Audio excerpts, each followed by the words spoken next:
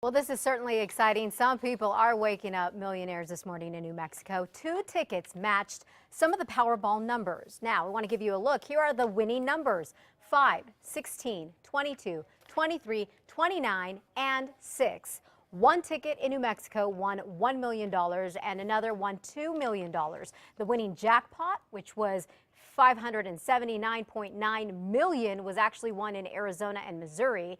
It was the biggest Powerball jackpot in history, and lottery officials say there are more than 8,900 smaller prizes that won.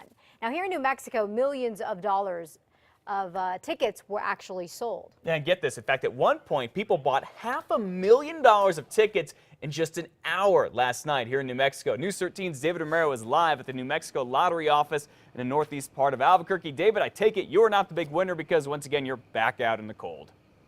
Still freezing, Matt, still freezing, but loving my job. And of course, as the jackpot grew, so did the number of New Mexicans buying tickets. Now, overnight we got some stats from here at the New Mexico Lottery office, and they tell us that 3.4 million people bought tickets from Sunday through the deadline last night for the Wednesday drawing of the Powerball. That was, of course, here in New Mexico. Sales were raging all day yesterday, but they reached their peak between 5 and 6 p.m. with almost $500,000 worth purchased. Now, because of the amount of sales nationwide, the drawing was delayed until slightly after 9 p.m. last night. This is good news for not only adding to the nationwide lottery pot, but good news for the New Mexico Lottery office in generating revenue to keep the games going here in the state.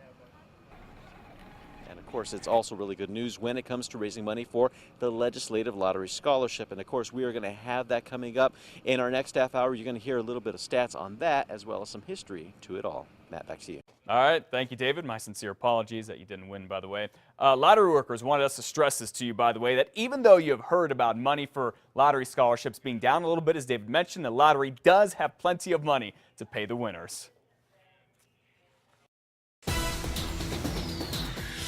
In some overnight news for you, nearly a dozen people out of their homes right now after an apartment caught fire here in Albuquerque. In fact, right now, police have this area near Pennsylvania and Zuni blocked off as they continue to investigate what happened there. This fire started about 2:50 this morning.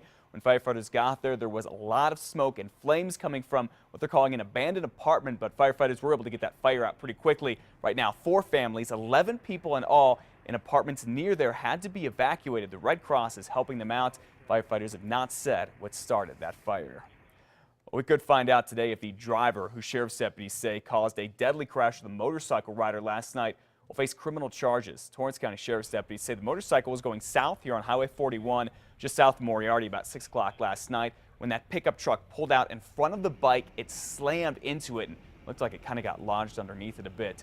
Deputies say the rider was wearing a helmet, but unfortunately still died. One family here in Albuquerque is waking up once again this morning with a horrible memory of what one man did in its home. Back in July, police say Leland Burgess, this man, broke into a home near Coronado Center, and right before they went in to go arrest him with their lapel cameras on, you're seeing some of that video now, Burgess has found the family's gun and shot and killed himself in their home. Well, it turns out he has been in and out of jail for the last 10 years for breaking into homes and doing drugs, and that is something that police say they see far too often. We arrest people for these type of crimes. They go to jail for these crimes and they get released eventually on bond. We have not had, since I've been up here, a burglary case where there was not a drug involvement in it. Police say, get this, 300 to 400 homes in Albuquerque get broken into every single month, with drugs being involved in just about all of them. Elizabeth? New details surface involving a horrific murder case in Albuquerque, and we want to warn you that the details are disturbing. Police now say 21-year-old Jaime Vigil, who's accused of killing a man at a motel earlier this week, also ate part of the victim's face.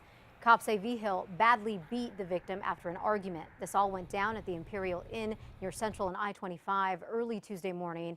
Vigil was found in the parking lot covered in blood. He is locked up facing murder charges.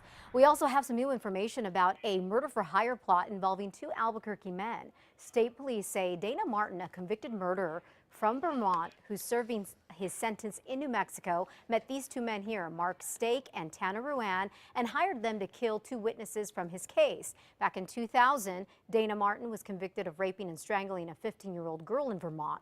Well, now police say Martin has admitted to the murder-for-hire plot. They say the two men that were hired by Martin were recently busted at a Canadian border crossing. We could find out today if the teenager in Tucumcari accused of killing his mom and her daughter, his adopted mom and her daughter, will be charged as an adult with first-degree murder. That's what prosecutors want for Tony Day, who was just 14 years old. State police say on Monday night, Day stabbed his adopted sister, Sherry Foltz, in their home here, then told a 16-year-old who was in foster care in the home that the two needed to kill the rest of the family.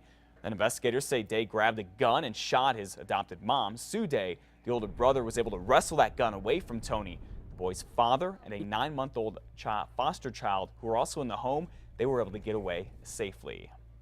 Well, the man accused of killing a drug dealer in Albuquerque 5 years ago is still facing murder charges this morning after a judge refused to throw the case out yesterday.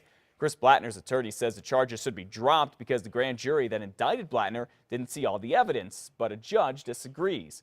On top of that, police say Blattner could also be involved in the disappearance of Kathy Paquin. She's been missing since August. However, Blattner has not been charged in that case. A man accused of threatening to hurt a 12-year-old boy with a machete this past summer is released from jail overnight.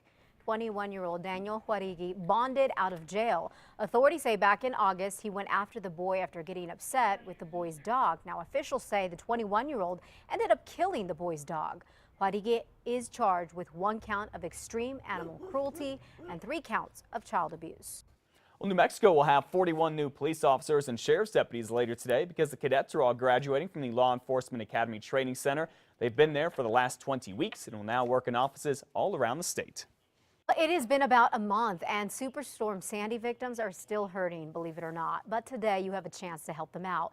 The Town Place Suites Albuquerque Airport Hotel and the Fairfield Inn and Suites Airport Hotel are holding a blood drive in support of victims of Superstorm Sandy. Now, it will be from 10 a.m. to 2 p.m. and it's actually going to be at the Fairfield Inn and Suites Airport location.